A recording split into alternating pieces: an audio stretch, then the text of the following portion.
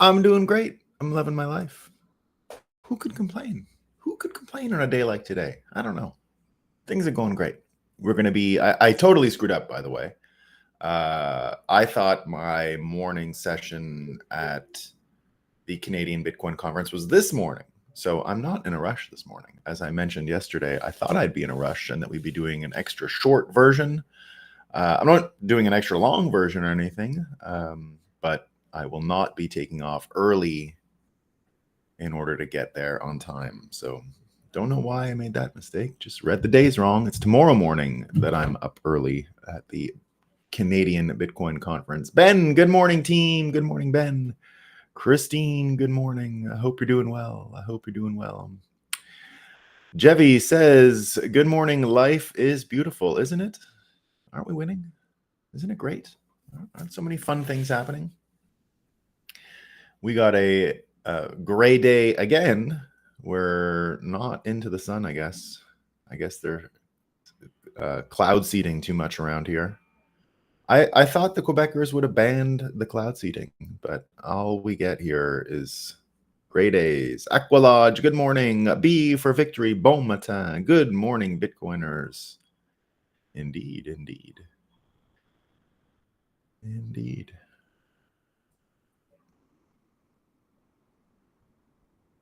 All right, let's acknowledge we got a pretty good sunrise. It's not as bright or as blue or as sunny as we'd all like, but that's okay. The sun's up. We're doing great. Bitcoin's running.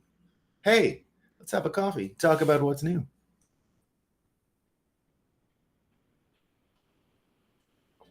LMH says, good morning, Bitcoiners. The future is bright, isn't it?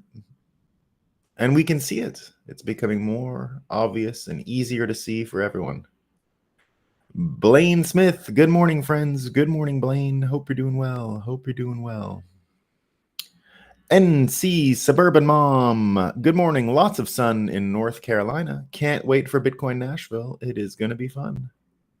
It's going to be fun. A few months away, indeed. Coffee, coffee, coffee, Bitcoin Deb. We love the coffee. I have a nice fresh cup here, not the final sip that I sometimes take. NPC news time. It's coming. It's coming. Again, the supply of this stuff is just amazing. I'm a little upset that I heard yesterday Elon Musk was going to create a Grock application system to do Moscow time every day. I mean, if he does it better than me, it kind of sucks. Because Grock's stealing my job, but that's okay. We'll still do our Moscow time. I'm pretty sure there'll be a niche for what it is we do. But it is going to be fun to see Grock do Moscow time. I could probably get Grock to do my Moscow time, so it might actually be a big time savings. It'll just be delivery, right? I'll just do the delivery. Tom says, thank you for doing this show. Thank you for coming, Tom. In case you were wondering, I enjoy doing it more than you enjoy watching it. That's why we do it. That's why we do it, right? As much as you might like watching it, I have a lot of fun doing it. So that's what we're saying, right? All right, let's get into some Moscow time. What's the fakest news I can find today? Because in honor of the Canadian Bitcoin conference starting today here in Montreal, nice that I don't have to travel for a show for once. That's pretty great. It's in my hometown. But in honor of the Canadian show, we're going to take just a couple stories here. What's going on in Canada, right? Toronto Star, right? Now we know, I've said it many times, that Canada is filled with the stupidest people we know. The stupidest people I can find are in Canada. And the good news is, even if Grock gets really good at finding fake news and doing the NPC news and letting us know each day which story is fake, and I'm sure Grock will be great, I don't know if Grock's going to have the time and attention to go into Canada. And by the way, you can't even share news from Canada on social media. So that could be my edge. Canadian idiocy could be Moscow Time's edge to keep beating Grock in these fake news gatherings that we do here, this fake news selection. So here we have from Canada, the Toronto Star saying the following: Canada is slouching towards the end of the world, guys. Oh, the end of the world. Oh, I'm Canada. I'm going to slouch. So Canada is slouching towards the end of the world for sure. Climate scientists have been clear. The only real hope, everyone, the only real hope of avoiding climate disaster lies in ramping up the transition to clean energy by building new wind and solar farms at breakneck speed. So good. So good. We got more from Canada, though. This is great. You wonder why the Canadians are so stupid. What in their history made Canadians the dumbest people on earth? We don't know. We don't know. But maybe it's because they follow news like this. This is from CTV News today. The latest advice for expecting parents. What do you think the latest advice for parents who just found out that they're having a kid? What do you think it's going to be? Do you think it's going to be feed them plenty of colostrum, make sure mommy is breastfeeding, make sure you spend time loving your children and spending time with them? What is it? What is the great advice in Canada? Here it is. The latest advice for expecting parents: sign up for childcare as soon as you're pregnant. Get that kid in daycare. Come on. That's the secret. And they're sitting here wondering why everyone's an idiot in this country. What is it? As soon as you're pregnant, get into daycare. It's the only way. It's the only way. So that's pretty good, right? Now, that could be one way, right? Now we're going to leave Canada for a bit. Here's what we're finding out from over in the UK, right? Over in the UK, we find out that they're a little worried about some of this planet-friendly stuff, like what's going on, right? How do we... in Canada, they said breakneck speed for wind and solar. That's the only way, so we don't slouch to death. Well, the other folks with the bugs, right? That's the other approach. It's not just the wind farms and the solar things. It's to eat the bugs because of the cow farts. We all know about the cow farts, right? We've been hearing about the cow farts nonstop. But UK really isolating here on what the trouble is. They're saying disgust factor, right? The disgust factor must be overcome if planet-friendly insect food to become mainstream. So, and they say only 13% of the 603 people questioned said they would be willing to regularly eat insect snacks. Many expected it to look unappealing and taste bad. So, what they really need here, they gotta sponsor Jevy's Primal Cut, right? They gotta say, Jevy, I know you're all into steak and regenerative farming and eating proteins, but wait a minute. We need to get over the disgust factor. Can you show us how you would carve up a bug? How do you carve up larvae for this delicious meal? Now I'm just going to cut some larvae and I'm going to sprinkle the larvae on top. They need a few cooking shows, right? Now, in Canada, what they just did is just fed them they changed the name to the Latin name and they just feed them the grasshoppers.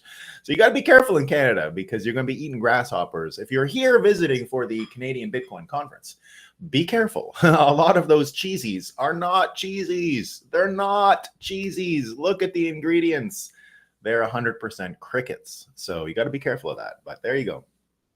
So the disgust factor, at least they're on the track, right? At least they're getting there, right?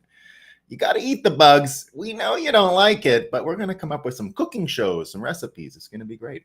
Right? Now this one's pretty good too. So in the UK, right? This is an actual headline, right? They told us for years, immigration, it's so good for the economy. It's the best, right? How many articles have been in the Moscow Times saying that? Who knows? But all of a sudden, the Bank of England is saying, soaring immigration is fueling Britain's housing crisis, says Bank of England's chief economist. Higher interest rates not responsible for record hikes in rental costs. It's the immigration. It's their fault. Now, that's from the UK now. I know sometimes people disagree with me when I say Canadians are the dumbest. They say, no. The people of my country are the dumbest. The British are the dumbest and the Germans are the dumbest. That all could be true. I only really pay close attention to these idiot Canadians, but you never know. But the Economist here with a real question, the Economist, of course, from England, and here they're wondering, why aren't millennials buying diamonds? It's a big question. It's a big question, right? The Economist, why? Why aren't millennials? We're the Economist magazine. We're supposed to know all this stuff about the economy, right? Why? Oh, pray tell, why aren't millennials buying diamonds? Thank you, Economist. So good. And if you really want to know what's going on over in the UK, not only are they pressed with the mystery of why millennials aren't buying diamonds, here's what's going on with their religion. This is a real sentence. I didn't write it. A trans archdeacon who teaches that God is a witch and Jesus is a woman, ? Say hello to the modern Church of England. They're doing great. They're doing great over there. Now, I would be remiss, right, if I didn't point out that the British are dumb, Scots are really stupid, Canadians, the dumbest. That's my argument. But the Irish, right? You never count out the Irish for being stupid, right? They're really good at it. Really good, right? You can't count out the Irish. Here's what they say. This is from the Irish Examiner today. Imagine you're all the way over in Ireland, right? And you know all about democracy. You're an expert in democracy because you're from Ireland, right? Ireland. So Ireland says, greatest threat to European security is a Trump re-election. That's the big problem over in Ireland, is Trump. Trump might get re-elected. Ireland. What are you going to do? Trump. All right. Now, that's enough of the rest of the world. I got some American stories here. Some American stories, right? What dumb shit's happening in America today? Well, that kicker, I don't follow much of the football, and I don't call it, it's football, right? Soccer is the other stupid thing they play in poor countries. But they got the football in America, and I guess a kicker, sometimes they do actually touch the ball with their foot in U.S. football. It actually happens. And one guy who does it is the kicker. Now, this kicker, I guess he's famous or something like that. Anyway, he gave a commencement speech at the universities, all the colleges in America. Some of them are doing their graduation ceremonies right now. It depends on how many protesters have encamped on the campus, but some of them are actually doing it. And this guy gave a speech, and lots of people talking about it, right? He's pretty Catholic, and that triggered a lot of people. So Rolling Stone saying diabolical, right? This is the kicker's speech. Diabolical. Chiefs kicker spreads anti-Semitic lies in Benedictine college graduation speech. Rolling Stone with this story, right? Rolling Stone. What do we know about them? Chiefs kicker Harrison Butker. His name is Butker. He's a kicker, and his name is Butker.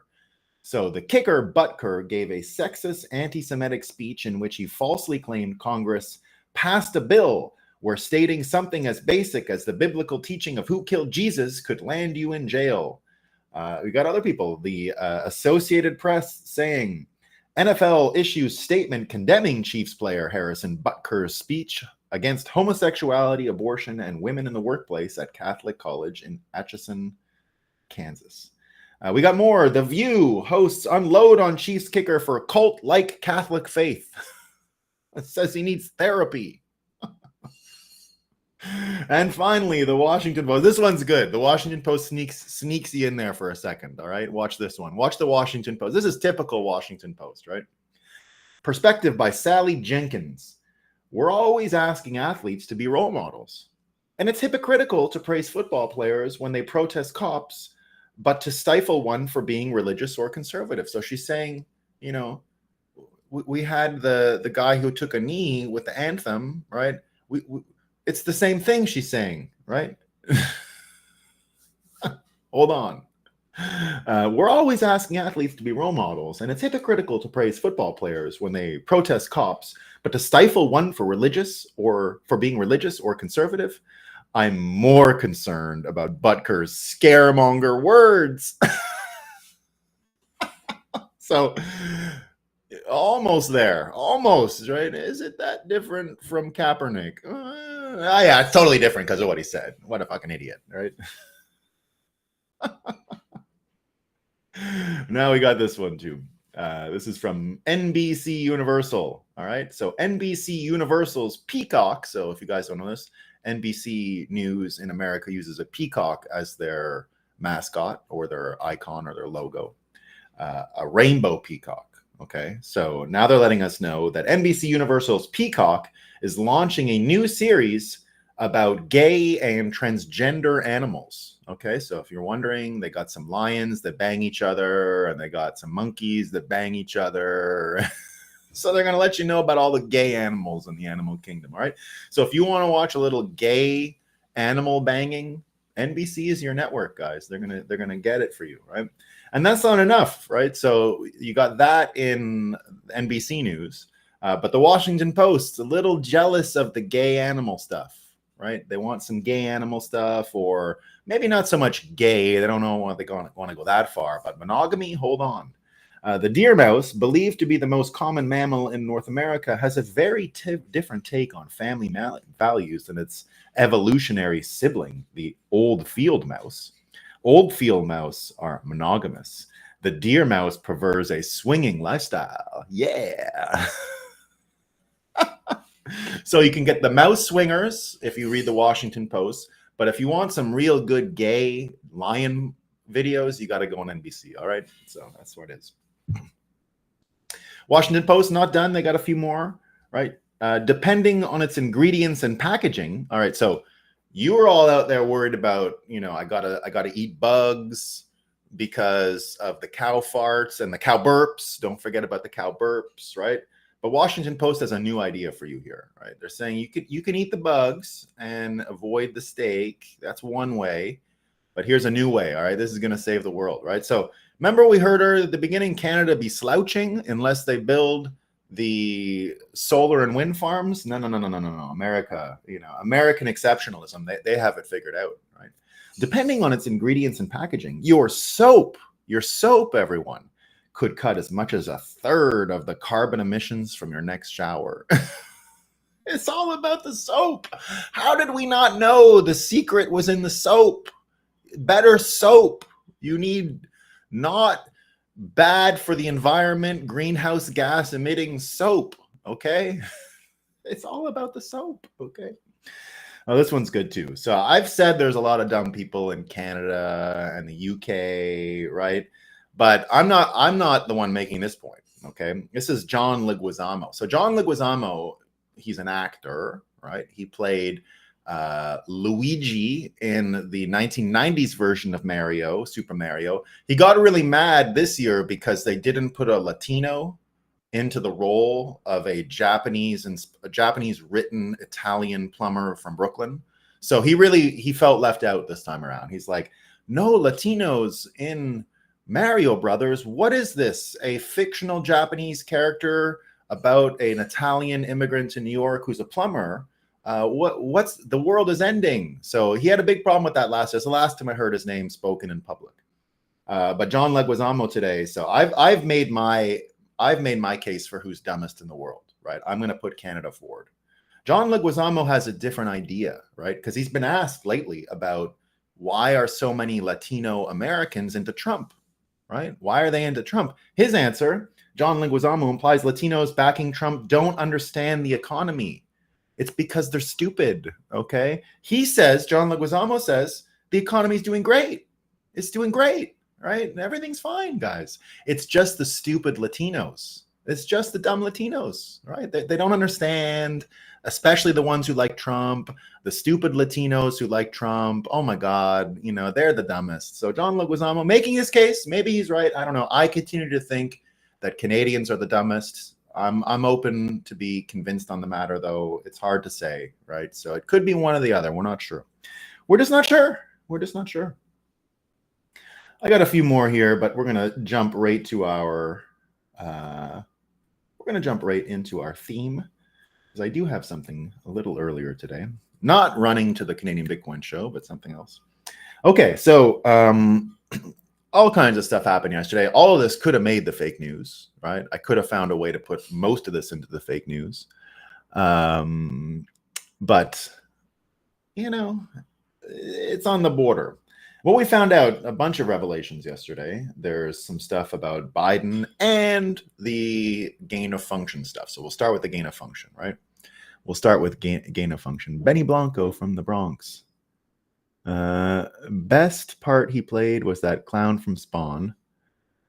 Well, I liked him in the Romeo and Juliet one too. I thought that Romeo and Juliet movie was pretty good. the one that Baz Luhrmann made in the 90s with a Leonardo DiCaprio. So there you go. Dumbness is borderless. Like BTC, dumbness is borderless. Yeah, Bitcoiners can be dumb anywhere. Center labels UK. It's true. You're right. Benny Blanco from the Bronx. But I thought the secret was in their eyes, Noha Simsa says. Could be. And of course, you can't make soap from plant oils. It has to be insect fat. What about the trans rodents? Chiron says. I don't know about them. We'll see. We'll see. We'll see. NBC is launching a new gay show about What's another news? Monkeypox is on the rise again. Oh no. Oh no. Here's the kicker. The majority of Americans agree with the kicker. Good work, Nolan, CB says. Yeah. P-Man, plate licking party starts at 8. I will be there for that, P-Man. I'm going to try and get over there sooner, and that's at Pub St. Paul. Yeah, I don't live too far from Pub St. Paul, so I'm going to be there. Lance says, let me guess, childcare in Canada is run by the government. Not federally. In my state, absolutely run by the government. Yeah, in Quebec, absolutely. And it's, I think, $8 a day or something like that. I think it's $8 a day. Morning crew, sun is shining in St. Paul, Minnesota. Can you talk about supply and coin? It's always doing that jumper, DCS World. You can see the graph basically every time there's a price run, the Bitcoin flies off exchanges, and it's been going on over time. So I know when I worked at Kraken, I was already writing regular quarterly briefs to the CEO about this, and is in fact the reason why, not the whole reason, but is like 10% of the reason why all of my focus when I was at Kraken was on the proof of reserves tool.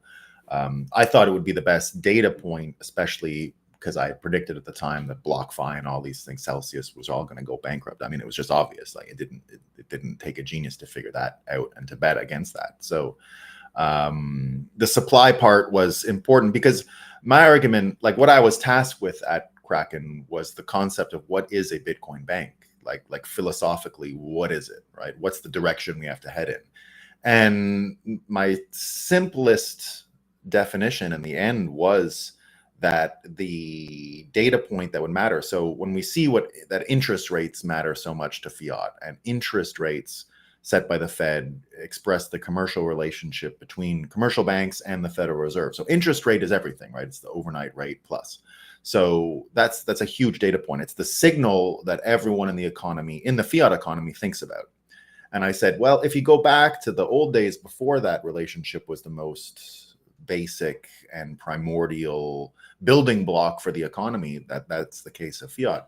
What would be that data point? In private banking, in free banking, as some people call it, the most important data point are the reserves in the bank you're dealing with, because that lets you know what kind of economic flexibility and dexterity they have. It lets you know what their balance sheet is like and whether they can cover losses. If at the time back then, if the bank was robbed, right, like a robbery, people coming in and stealing everything. So that's why banks would go bankrupt. And the thing that made you confident in a bank was knowing that a lot of people were parking their money there. So a proof of reserves tool for me was just a beacon to let you know that this was a powerful and an institution you should have confidence in.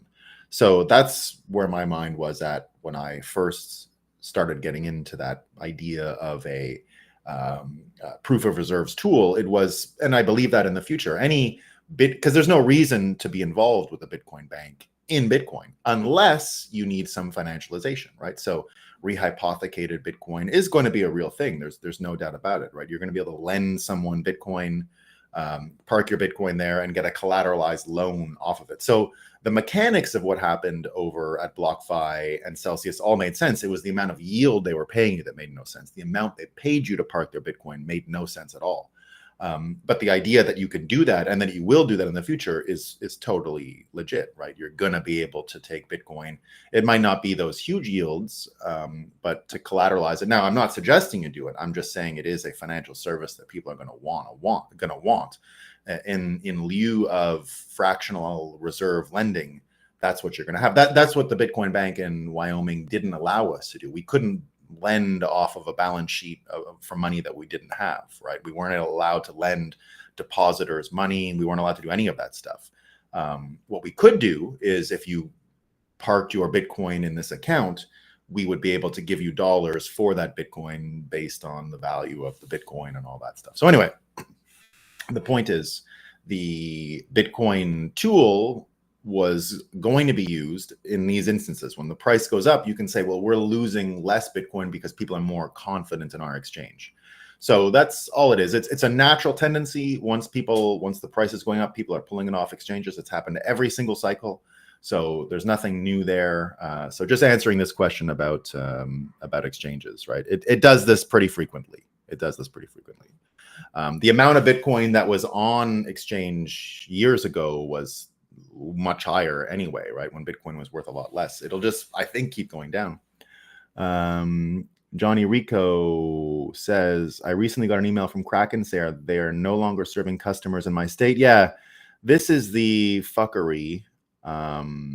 This is the fuckery of what's going on with so the reason why we got the banking license in Wyoming in the first place was because normally all other states recognize state chartered banks. So they'll say, oh, you got a charter from this state or that state, and we're just going to take it one for one, right? So the reason why they're getting sued at Kraken right now by Letitia James is all these chicks are hilarious. Huh? You got Letitia and you got Fanny in Georgia. So you got Fanny in Georgia, that's the ass. And then you got Titia in New York, that's the tits. He's got a tits and ats problem. But now he's got the Stormy thing. So he's got a porno, Stormy porno, tits and ass female problems. It's perfect. Trump's doing great. These ladies are hilarious. The ones that have picked a fight with him are hilarious.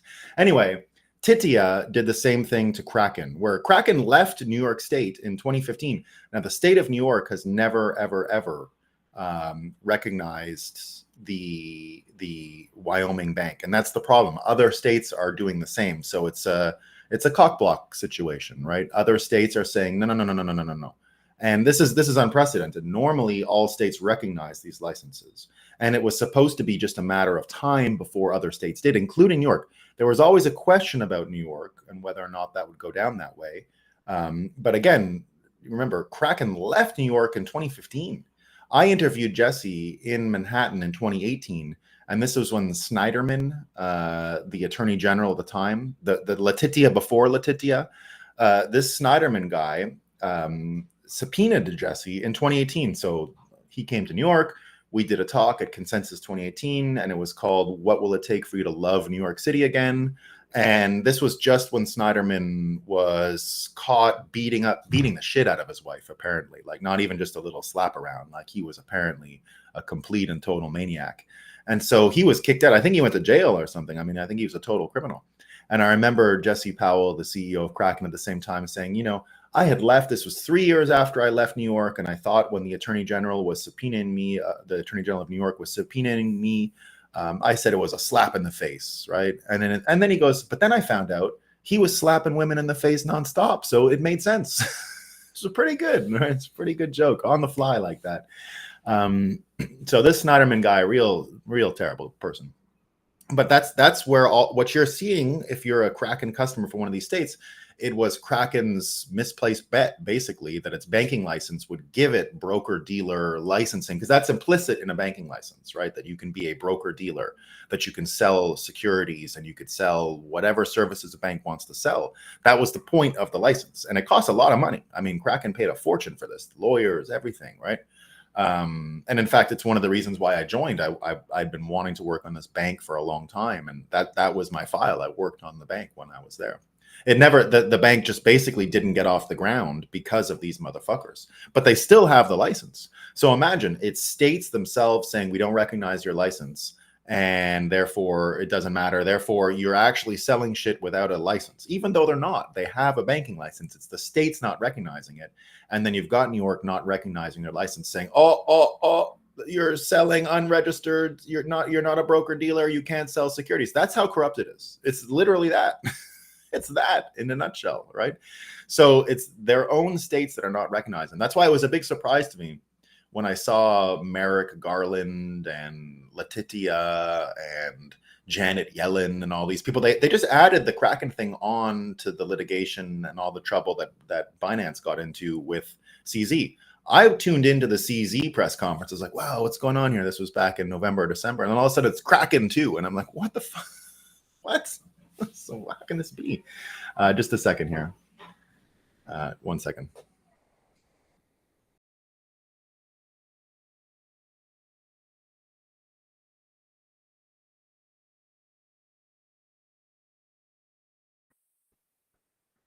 My mother was calling. Yeah, I don't know what's going on at Kraken otherwise. I see someone in the comments talking about how it's going to shit. I don't know. I haven't dealt with anyone there in many, many years. But when I worked there and the people that I know there, it's always been a very sincere, legit trying to do the best for the industry, for users and everything like that. Right now, it's been a long time since I've been there, so I just don't know what's happening. But the way I left it, it would be hard for me to imagine anyone's out there trying to screw people over. It's just a big company and they make mistakes like any big company. All right, let's get back into our theme for the day.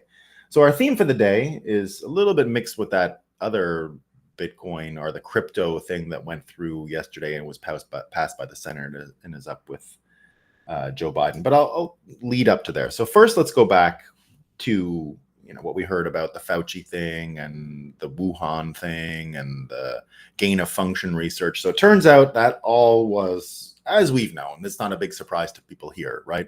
This is another one of those stories where it's been in the news for 2 years, right? Constantly, no, we have proof of gain of function.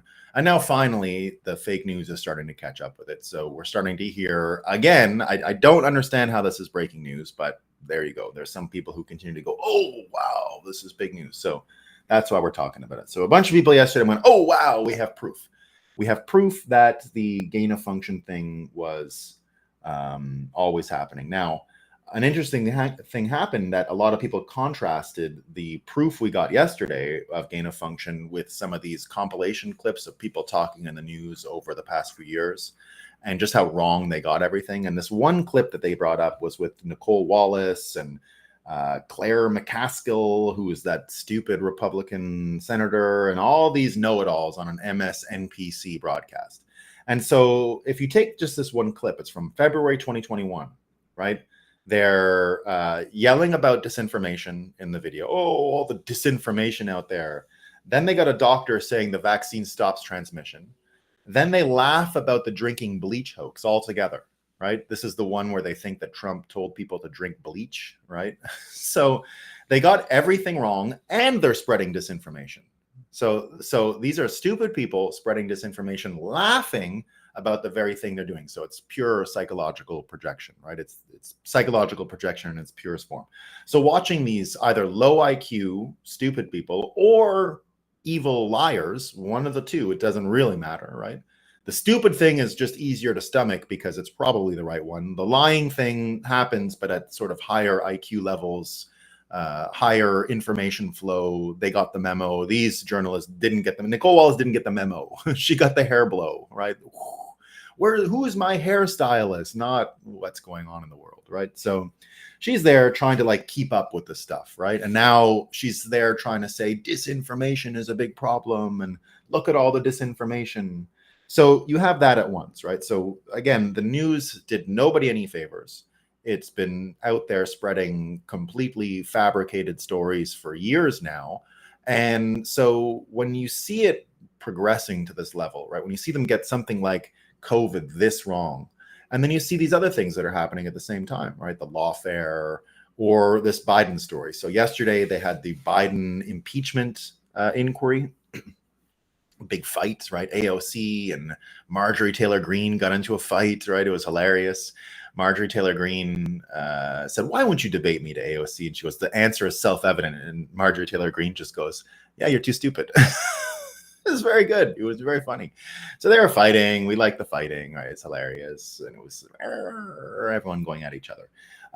But the things we found out yesterday from the Biden impeachment inquiry is unreal, right? So here's one of the things we learned, and it's, again, getting more and more incredible. So we found out that, let me see, I got to get the good one here. So we found out that, so Amuse asks, if your family is not engaged in business endeavors, but instead dedicated their lives to public service, is it normal to have 233 bank accounts for 175 LLCs? Asking for a friend and a nation, right? So indeed, this idea here that they still don't sell a service. They try to compare the stuff to the Trump group, but the Trump group is in like real estate and casinos and fight promotion and all of this stuff, right? So it's totally different.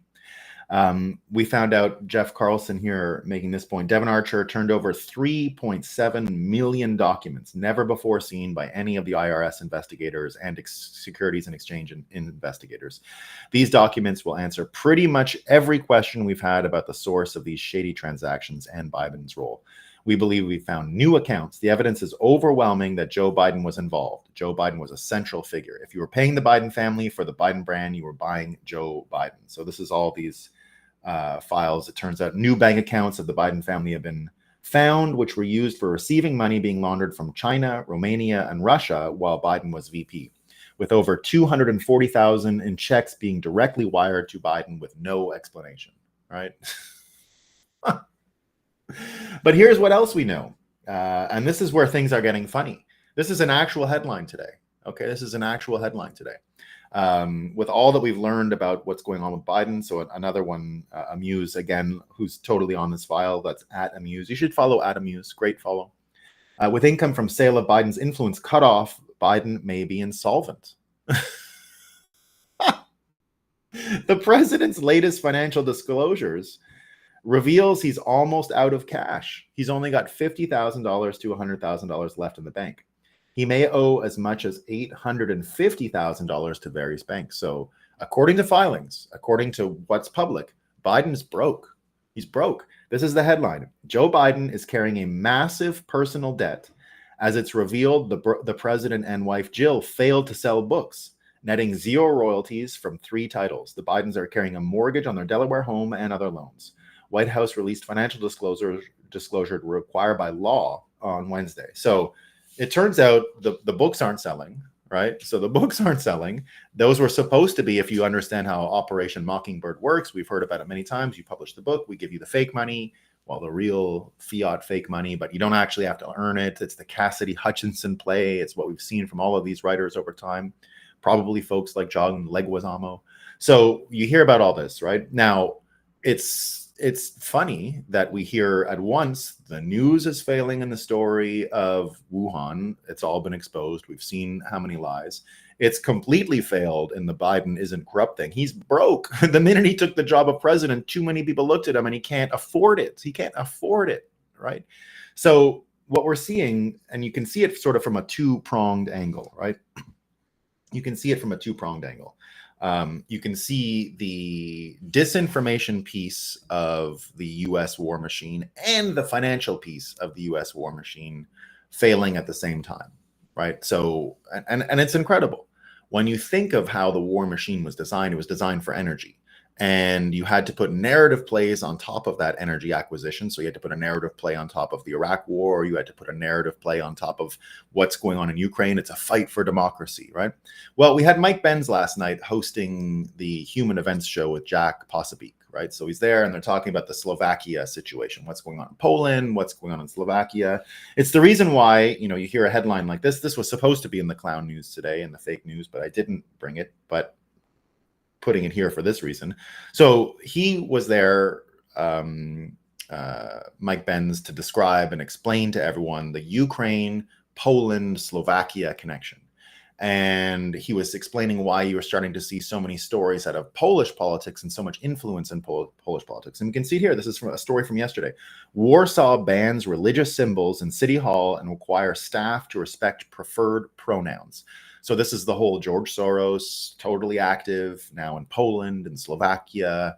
What's going on, right? So he explained it yesterday as Ukraine not so much being an important place for oil itself, but the oil infrastructure, the way they pump oil, not oil in this case, natural gas, to different parts. It's an interchange session. So Ukraine apparently can get oil from or gas from both the east and the west. They can get Russian stuff and Western stuff. The Western stuff apparently comes from the Polish-controlled ports, and those Polish-controlled ports have to go through Slovakia. So what he's saying is the Slovakian situation, Slovakia had licenses or not licenses, contracts, energy contracts that were due this year. They're up this year, and they have long-term deals to take Russian flow through their country. And apparently all of this trouble is about Slovakia re-upping with Russia to take flow in, which would negate the deal with Poland, and which is really a NATO deal. So he said everything has to do with infrastructure around oil and gas. It has nothing to do with the actual resource itself. It's the infrastructure and the deals the countries have with it. So he says that can explain everything that's going on in that part of the world. It's the reason why they've been putting pressure on all of this democracy reform shit, right? That the NGOs are the ones pushing and articulating the narrative that needs to be there in order to supplant the contracts and make sure that it's Western LNG, not Russian LNG. And the NGOs are there to put that cutout argument there that you're not supporting democracy unless you do it this way. You're not supporting democracy unless you're doing it that way. But here's the fun thing, right? Here's the fun thing. When you see how all of that combines, you can see with the Biden case that the idea that America is anything but a criminal organization is becoming laughable. It is a criminal organization. The business is war. The business is literally, in this case, the only way out of our financial trouble, it looks like, the only way out of the Federal Reserve caused financial trouble, burdened by a huge bureaucracy and all of these loans, is to steal Russia's markets and resources. And it looks like that's the reason why there's so much attention on this. It's nothing personal. It's just there's only so many places America could go to fill the hole, and it looks like it found the perfect one, and that's why you're getting all of this stuff going through it, right? Johnny Rico says Biden should have been DCAing throughout the bear market.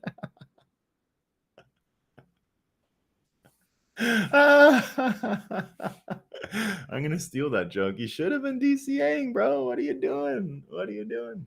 So here's the thing.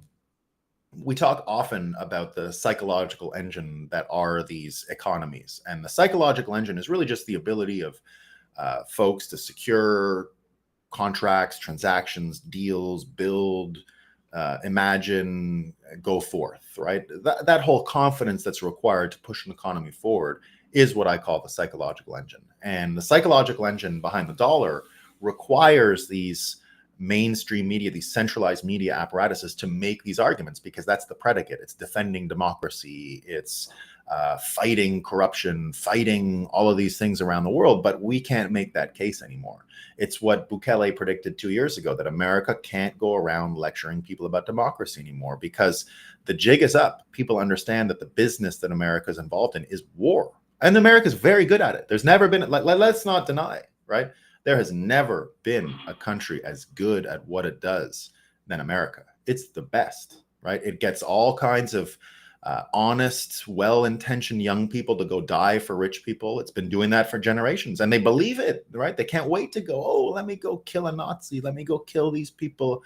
Oh, we got to kill an Arab guy, right? They've been doing this forever, and they get them to believe in it, but less and less. And when you put a person like Biden up there, you start altering reality, because it becomes more and more obvious. He's got financial problems. He's too stupid, right? So not that you're stupid if you have financial problems, but in his case, he's had it pretty easy. He shouldn't be broke, right? He shouldn't be broke, but he's broke. Why is he broke? Because the money he's able to report is so little, and the lifestyle he lives is so great, that the hidden money is got to be hidden. It's got to stay hidden. And we're starting to understand that more and more, right? Just like we're starting to understand the corruption of the entire system. Again, go back to what we saw with Wuhan and all of that stuff. Now, that brings up an interesting case, right? With Wuhan, we found out forever, right? And even Trump was wrong about this. Trump tried to call it the China virus, and I don't have a problem with calling it the China virus. It came from Wuhan, but let's not forget who made it, right? It was America. And it took a long time for people to understand this. The gain of function that Fauci was paying for, and the reason why we were in China in the first place, is because Obama realized this was terrible and he kicked them out, right? So he kicked Fauci out. So he goes all over there. And now what we see is America, and this is the vice America's in, right? So I mentioned everything about the narratives, the corruption. It needs the energy. It needs the democracy predicate narrative to be on top of that. But it also has to be rich and financially capable of bullying people around, right? And that's what's been broken. And so there's an interesting little, and it's the reason why I have this here today, right? It's the Fed Reserve getting attacked by both a dragon and a bear. So, of course, the dragon symbol is China, and the bear is Russia, right? And so what happened? And this is a pretty interesting take. This guy, Noctis Draven, says the following. For over 20 years, Russia has tried to be diplomatic about NATO expansion and Western aggression until diplomacy failed. It is very important to recognize that Russia has not moved closer to the West and NATO. It's quite the opposite. The US has been very effective at either bribing, bullying, threatening, or convincing European countries into falling in line and bending the knee. The few superpowers that have not kissed the ring of the collective West and US have been labeled enemies, dangerous, terrorists, or bad actors. The reason is clear. The West cannot bully or force them to bend the knee, so they slander them instead. We've seen this playbook a million times, right? After 2 years, it is clear that the West's proxy champion, Ukraine, has failed to destroy or harm Russia. It is also clear that sanctions have been little more than a speed bump to Russia. Now, with France threatening to send troops it does not have to Ukraine and Germany, lowering conscription standards, the West is...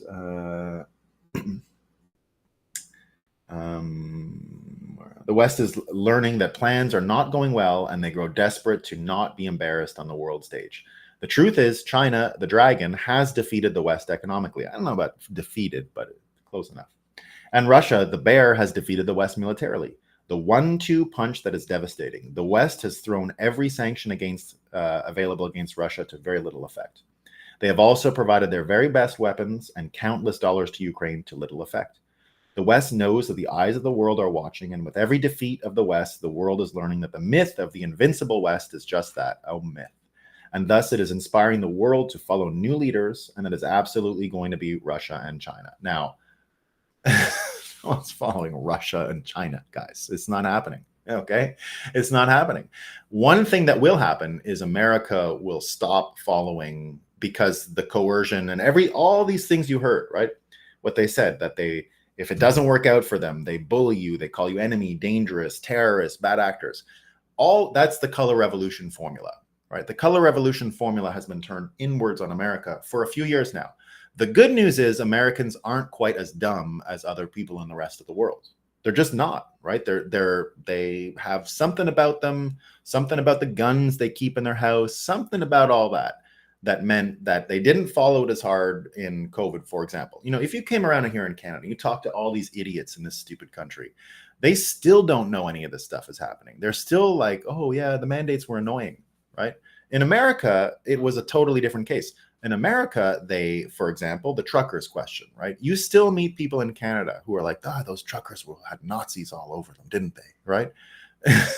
You'll never find someone in the United States who believes that unless they watch MSNBC. But the majority of Americans definitely understand that it's not like that, right? So they definitely understand that they were rolled in 2020. And now there's plenty of dumb Americans. So I'm not trying to put America too much on a pedestal here, right? The definite huge supply of Americans. But it's the IQ graph, right? Go back to the IQ graph. The very smart people knew something was up because, you know, I'm talking with Eric Weinstein and Balaji Srinivasan, and it was easy, right? Once you had the insight that everyone in our world of Bitcoin had, it was easy to see what was going on because there's so many smart people. But on the other side, right, the dumb people, they just knew the simple rule: don't trust the government. And that was enough, right? Be suspicious. Be suspicious was enough. Canada just doesn't have that sort of thing. So what I'm saying is America has enough of these low IQ people that just knew something was up, and that was enough to save them and protect them and help fight back. But again, America's now got itself in trouble during this period, during this Biden administration, with the corruption and all that stuff, because they're both screwed militarily and economically. And again, you need those things to work together for the US dollar panopticon to work properly. If it doesn't work in conjunction, if the economy and the military and the media don't all fuse into one unholy alliance, the system doesn't work. It doesn't work. Remember, fiat means to propagate, it means declarations of a government. The propagation system, the node relay system of the US dollar, is military-backed nodes and mainstream media, centralized media-backed nodes. If these things don't click, it doesn't work. It doesn't work. And the fault tolerance is not good. It's not like Bitcoin. It's not a 51% attack. If even 10% of these things fail, it's enough of a crack for us to realize what a scam it all is. And enough people are realizing that it's a scam, and enough people see it. And in the end, all they've got left is this coercion and making, call people names and do this. But here's the good news, right? Here's the amazing news that happened yesterday. All of these things are usually done very easily on an axis, right? Nazi, good person. You like sucking dicks, you're a good person. You want a monogamous relationship and you're into Catholic stuff, you're a bad person. So they could easily cleave all of these things. Not, these things should be set. They should have no bearing on any of this stuff. But they were using these contrasts for a long time. And the contrasts were the simple red versus blue.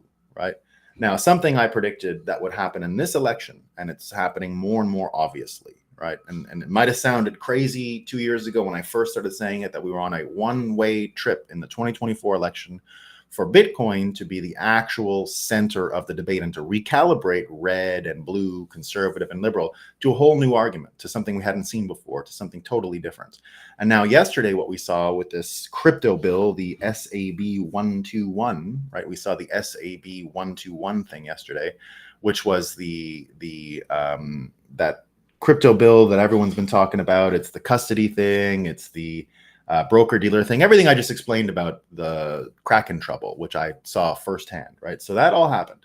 So you get this whole thing now, and the debate actually did what we predicted, right? It cleaved. It was a standalone bill. First of all, that it was a standalone bill is different. It wasn't attached to anything else. It wasn't anything like that, right? It wasn't attached. It wasn't part of anything else. And we saw that something like, how many of these folks split? It was 60 to 38 in the Senate. So what we saw yesterday was that Elizabeth Warren's anti-crypto army just got annihilated. They're too stupid, right? And you saw something come out of this. Now, it looks like Biden will veto it, but this is why Trump has been talking about this. Trump has seen this as a cleavage point. That's why you're seeing the fake news start to say Trump's new weapon is crypto, right? Trump's new weapon is crypto. But it's more subtle than that. It's already drawing in all kinds of Trump supporters you would never have imagined were Trump supporters just a generation ago. It's got a conversation in Bitcoin going that wasn't possible a few years ago. In the original 2015 election, 2015-2016 time, as a Bitcoiner, as a full-on Bitcoiner at the time, I had to go under the radar as a Trump supporter. It wasn't that obvious to go out and say, I'm a Bitcoin MAGA lover. It wasn't possible, right? You couldn't just say that publicly in 2015, 2016. You would be in big trouble, right? Bitcoin needed to be worth as much as it is now for me to have that kind of freedom to say it. Back then, Bitcoin was $200, right? It was like, I need a job, all right? I got to work. And so you couldn't just say Bitcoin for life, Trump for life. It was just too much back then. But now it isn't, right? Now it isn't. Now we're seeing this thing recalibrate from red and blue to green and orange, which is what we predicted already. We said that this election, 2024, was going to come down to Bitcoin, that it was going to be one of the big organizing schisms. It would be the thing upon which most people, or many people, made their political choice upon. And it looks like it's what we're happening, right? It looks like that's what's happening. So you've got this vote what I saw from the anti-crypto thing or whatever yesterday is only one part of it. The recalibration actually goes further, and you saw a bit of it yesterday. Thomas Massey, right? Yesterday, Thomas Massey goes and tables the bill or introduces the bill, end the Fed. So we have an end the Fed bill that made it to the floor yesterday in Congress, right? He goes on to say it's the Federal Reserve Board Abolition Act. Americans would be better off if the Federal Reserve did not exist. The Fed devalues our currency by monetizing the debt, causing inflation. That's all he said. That's it, right? Now imagine as we shift in priorities, as everything comes into flux here.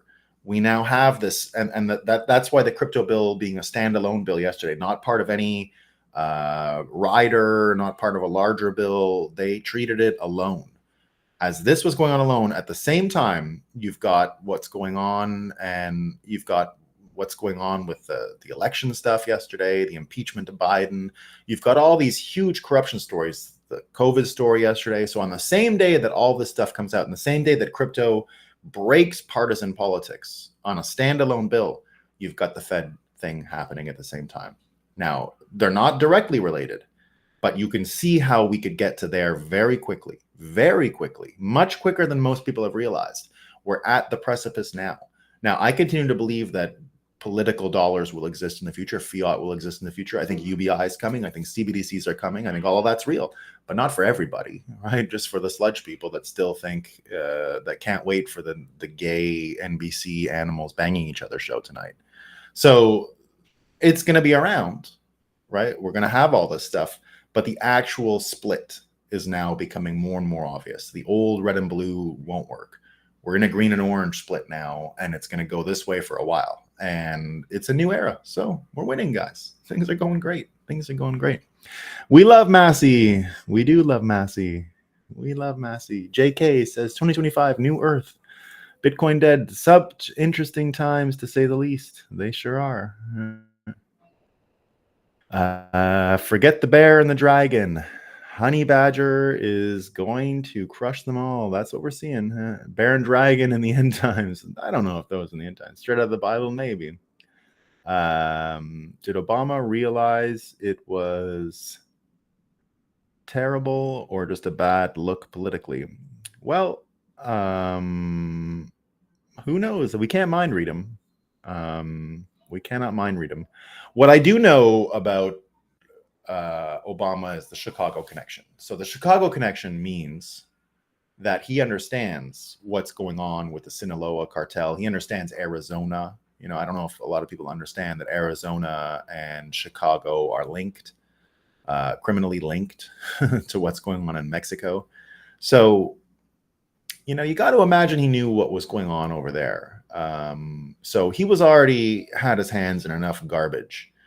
I don't think we need to make him guilty on every single file. He's done enough terrible stuff. You know, how many more reasons do we have to dislike the guy? So I'm not going to go as far as to say he understood what was going on. I bet you, you know, give him the benefit of the doubt, I guess. You know, I think anyone would realize if you're playing around with pandemic, like, to me, Fauci seems like a mad scientist. I don't think he's sort of following all the guidelines and all that stuff. So I could imagine, I don't think he's like listening to what Obama said he should do to be a criminal, right? I think he had his own ideas, and that was it, right? Good morning, coming from Sweet Home, Alabama. Don't we love Sweet Home, Alabama? I heard Mr. Young sing about us, but I heard old Neil put us down. Well, I hope Neil Young will remember. A Southern man don't need him around anyhow, right? We love that line, right? Canadians, Neil Young. What a fucking loser. Just a disgusting loser. Unbelievable. The fourth halving is the beginning of the fourth turning. That's what it's looking like. That's what it's looking like. Yeah, that's what it's looking like. Oh, P-Man. Yeah, I'll be there. I might go in the next few minutes. I would like to go see my good friend Francis Pouliot, who I love, and Madex, and Brad Mills, and a few other of my Canadian Bitcoin friends who I love. might be there. So indeed, if you are a local Montrealer and you enjoy the breakup, come say hi. I would love to say hi to all of you. P-Man. There you go. All right, team. Peace. Have a great weekend. Ciao, ciao.